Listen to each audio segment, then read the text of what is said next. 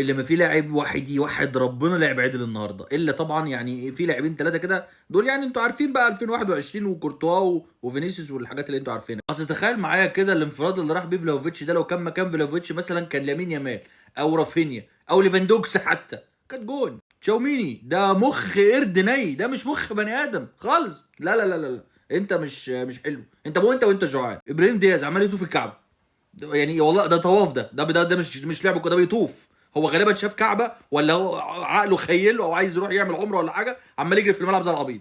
ايه يا حبيبي، ريلاكس. نتكلم بقى على تشافي الونزو شويه، اللي عمل تشكيله من اعجب ما يمكن، الدفاع من اعجب ما يمكن، خط النص من اعجب ما يمكن. غالبا هو كان خايف قوي من الكلاسيكو لدرجه ان هو عدى الفكس للماتش ده، قال لك هلعب بقى حاجه وان شاء الله خير. باشا والله العظيم ما تشيلهم، يعني بلينجهام واردا جولر في الملعب واحد ما تشيلهاش. والله هنعمل ايه؟ طب يعني احنا كان نفسنا نشوف الاثنين مع بعض، بس ما تشيلهاش. شوف بقى انت هتركن مين على الدكه بقى؟ اركن بلينجهام بقى عشان يقعد يصرخ لك والناس كلها تقعد تقول لك فاك اوف، ولا تركن جولر الموهبه الاسطوريه اللي عامله اداء فشيخ مع مبابي اللي راحك بقى انت وخيالك.